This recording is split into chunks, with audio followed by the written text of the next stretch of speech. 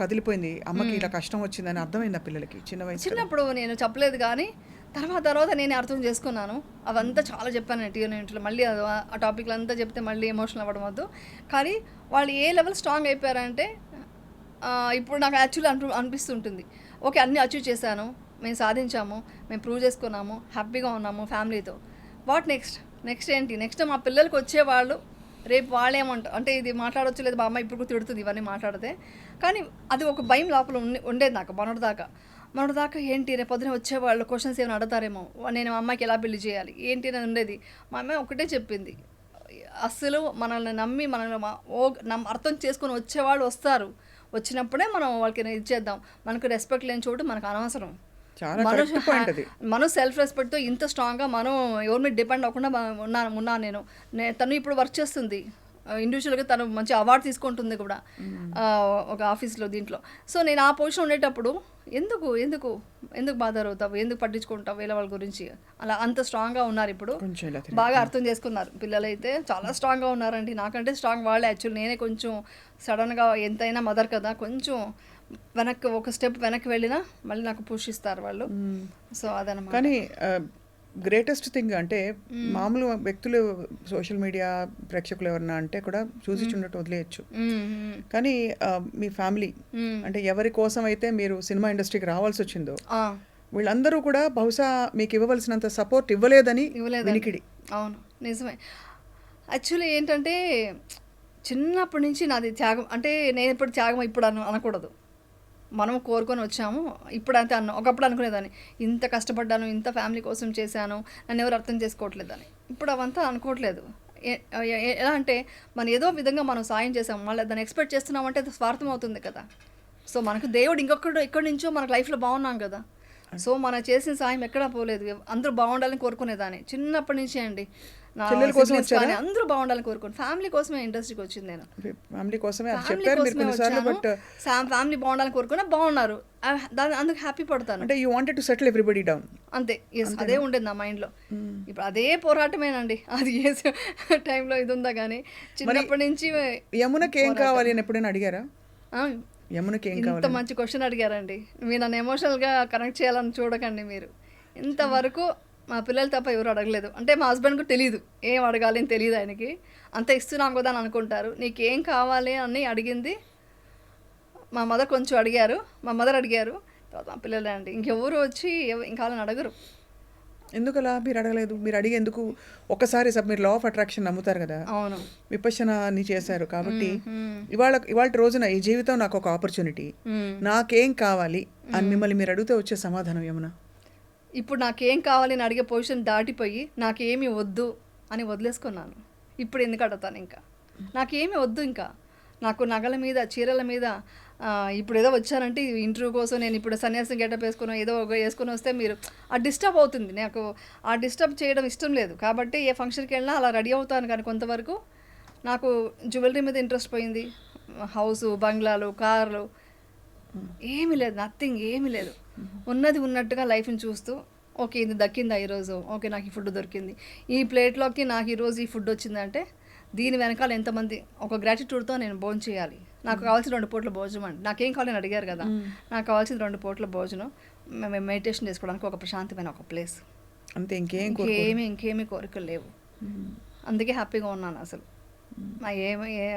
అది మోస్ట్లీ నాకు ఇవన్నీ నాకు ముందే తెలియాలని ఉన్నట్టుందండి. అందుకే నేను ఇప్పుడు ఒకటే అనుకుంటా, ఈ ఎన్ని ప్రాబ్లమ్స్ అంతా వచ్చేదంతా మనం ఇవన్నీ తెలుసుకోవడానికేనా అనిపిస్తుంది నాకు. లేకుంటే ఏమి తెలియకపోతే, నా కష్టమే తెలియకపోతే నేను ఎందుకు బుద్ధుడి మార్గంలో వచ్చి ఉంటాను? నేను ఇది ఈ మార్గంలోకి ఎందుకు వచ్చి ఉంటాను? ఇంత డీప్గా ఎలా వెళ్ళగలను?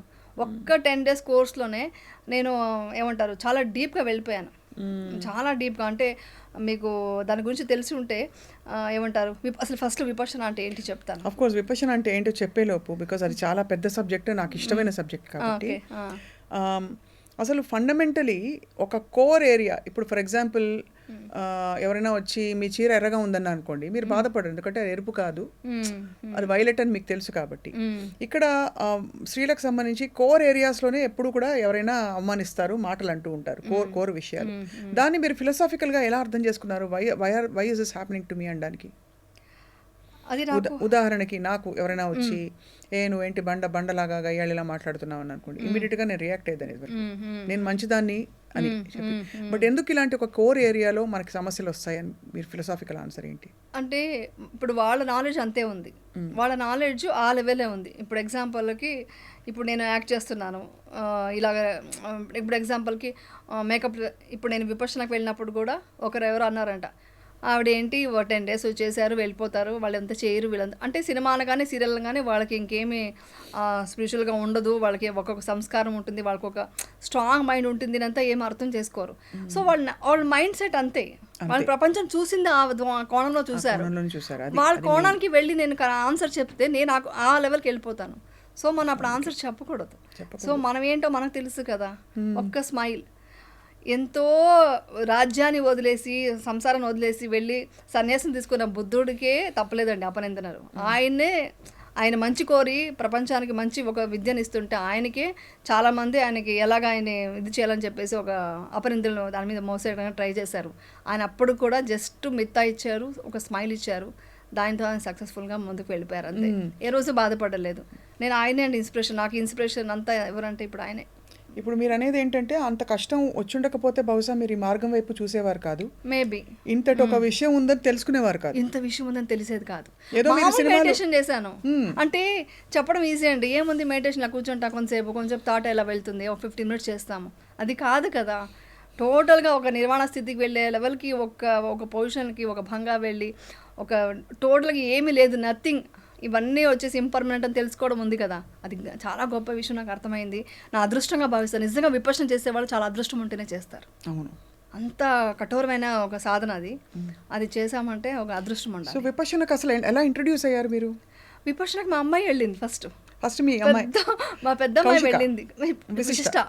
విశిష్టకి ఎవరో చెప్పారంట, తనకి వచ్చి నేను ఎప్పుడు బుద్ధ అని చెప్పేది, అంటే నాకు తెలియకుండానే నేను బుద్ధుడికి ఇదిగా డివోటీగా ఉన్నాను, నేను అంటే ఇష్టపడుతూ ఉన్నాను. బుద్ధుడు చెప్పే మాటలు నాకు నచ్చేది అనమాట.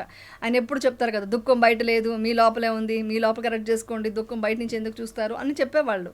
అది చెప్పేదాన్ని, ఈవెన్ టీఎన్ఆర్ ఇంటర్వ్యూలో అంతా అదే చెప్పాను, బట్ డీటెయిల్గా నాకు తెలియదు. ఇది మా అమ్మాయి వింటూ వాళ్ళ ఫ్రెండ్స్ చెప్తుంటే అసలు విపర్శనకు వెళ్లకుండా ఇవన్నీ మాట్లాడుతున్నారు ఏంటి అన్నారంట. అప్పుడు మా అమ్మాయి నేను విపర్శనకు వెళ్తున్నాను బుక్ చేసింది. చేశాక నేనే డ్రాప్ చేయడానికి వెళ్ళాను. చూసి అమ్మో 10 days ఫోన్ లేకుండా ఎవరితో మాట్లాడకుండా నోబెల్ సైలెన్స్తో ఇలా ఉండి ఇక్కడ చేయాలా, ఇదేదో రూమ్ వచ్చారు, ఎక్కడ భోజనం చేయాలి, ఇక్కడ పడుకోవాలి, మార్నింగ్ 4:30కి లేచి వెళ్ళాలి, మార్నింగ్ లేవడం ఓకే కానీ ఇలా ఎలా ఉంటాము ఇలా మాట్లాడకుండా ఎవరితోనూ, నా వల్ల కాదు అని కూడా వీడియో పెట్టాను. యాక్చువల్లీ చెప్పాను, నా వీడియో తీసి స్టేటస్లో కూడా పెట్టేశాను, నా వల్ల కాదని. 10th day మా అమ్మాయి ఇది చేసి వచ్చిన తర్వాత చాలా చేంజెస్ కనిపించింది మా అమ్మాయిలో. అలా కూర్చోగానే 10 minutesలోకి మేము మెడిటేషన్లోకి వెళ్ళిపోయేది, రిలాక్స్ అయిపోయి పడుకునేసేది. ఏంటి ఇంత చేంజ్, సడన్గా ఎప్పుడు 12 అయినా కానీ పడుకోదు నైట్, నేను మెడిటేషన్ చేయాలి, మార్నింగ్ నేను పడుకోవాలి, నువ్వు వెళ్ళు ప్లీజ్ అనేసి పడుకునేదనమాట. నాకు ఎందుకో నచ్చి అప్పుడు నేను విపర్శనకు వెళ్దామని డిసైడ్ అయ్యి నేను బుక్ చేసుకున్నాను. వెళ్ళేటప్పుడు చెప్పింది, చాలా కష్టమైన సాధన నువ్వు చేయాలి అంది. మనం చాలా స్ట్రాంగ్ కదా కొన్ని విషయాలు, అది ఏంటో తేల్చుకునేంత వరకు మనం రాకూడదు అనుకుంటాం. ముందు నుంచే నేను కొంచెం బాడీ ఫిట్నెస్ అంతా చేసుకొని కొంచెం నార్మల్ మెడిటేషన్ కొన్ని చేసుకొని, నాకు హిప్నాటిజం వచ్చు కదా, సో హిప్నాటిజం అనేది చేసుకొని వెళ్ళాను. ఇవన్నీ అంతా పక్కన పెట్టమన్నారు, ఇవన్నీ పక్కన పెట్టి ఏమీ లేకుండా మైండ్లో ఏమి ఇది పెట్టుకోకుండా రండి అన్నారు. వెళ్ళిన తర్వాత ఒక్కొక్క రోజుకి ఒక్కొక్క చేంజెస్ వస్తుంటే. దేవన్ ఎలా ఉండేది మీరు వెళ్ళినప్పుడు ఫస్ట్ టైం? మీ వారు ఎలా అసలు ఒప్పుకున్నారు? ఓకే అంటే పాప ఇప్పుడు అనరు, మా వారు వచ్చి నువ్వు ఏం చేస్తావన్నా రైట్ అండి, అదొక్క నేను చేసుకున్న అదృష్టం ఏంటంటే నేను విపర్శనకి వెళ్తానా వెళ్ళు, నేను హిమాలయకు 1 month వెళ్ళిపోతానా వెళ్ళు అంటారు. అసలు ఏ మాత్రం ఇది లేదు నాకు, అదొక్క గ్రేట్ విషయం అసలు మా ఆయన విషయంలో. చాలా గ్రేట్ అండి, చాలా మంచి ఎలాంటి సపోర్టివ్ హస్బెండ్ ఉండడం అనేది. నేను ఇన్ని రోజులు ఇలా వర్క్ చేస్తానంటే బికాస్ ఆయన సపోర్టే కదా, ఆయన సపోర్ట్ లేకపోతే ఇన్ని రోజులు నేను ఫ్యామిలీ ఏది లేకపోయినా ఏమన్నా ప్రొటెక్టివ్ గా అయినా ఉంటారు. అయ్యో వెళ్ళి ఎక్కడి కష్టంలో ఇరుక్కుంటావో, కష్టం నుంచి బయటకు వచ్చావు, ఇంటి పట్టు ఉండని చెప్తారు అట్లీస్ట్ ఏది లేకపోయినా. కానీ మళ్ళీ మిమ్మల్ని నమ్మి మిమ్మల్ని వెళ్ళనివ్వడం అనేది, అంటే నమ్మకం అంటే ఏంటి తెలుసా, నమ్మకం అంటే ఆయన సగం భాగమే కదా అండి, అర్ధనారీశ్వరుడు అంటారు కదా, ఆయనలో సగం భాగమే కదా, సహధర్మచారణి అంటారు కదా, సో అదే కదా. సో ఆయనకి ఏంటో ఆయన మొత్తం ఆయన బాడీ దేహంలో నేను మనిషి అయినప్పుడు నేనంటే ఆయనకి ఏమిటో తెలుసు కదా. ఖచ్చితంగా నమ్మకం అంటే మీ సమర్థత మీరు తట్టుకునే శక్తి మీరు చెప్తున్నాను. బికాస్ వెళ్ళి రేపు మళ్ళీ ఎవరో ఒక మాట అంటే ఆయనకే కష్టం కదండి. ఆయనకి చాలా నమ్మకం అండి, ఎందుకంటే నన్ను పెళ్ళైనప్పటి నుంచి చూస్తున్నారు కదా, ఆయన ఒకటే అంటారు, నేను బయట చూసిన ప్రపంచం వేరు, నేను విన్నది వేరు ఇండస్ట్రీ అంటే. ఎంత ఇదిగా ఒక దృఢ సంకల్పం ఉంటుంది, ఒక మాట అనుకుంటే అది ఛాలెంజ్ చేసి చేస్తావు, ఇవన్నీ ఉన్నాయి నీలో, గొప్ప విషయాలు ఉన్నాయనేసి అని చాలా అప్రిషియేట్ చేసేవాళ్ళు. చాలా నమ్మకం ఉంది ఆయనకి అలాంటిదంతా. తెలుసు ఆయనకి ఏదైనా అనుకుంటే సాధిస్తాను అనేది మాత్రం ఆయనకి బాగా తెలుసు అనమాట. అది అంటుంటారు, ఇంకెవరైనా పంపిస్తున్నాం విపక్షణ, ఒకసారి ఫ్యామిలీ కూడా చూసుకోమా అంటుంటారు అనమాట. సో అది. సో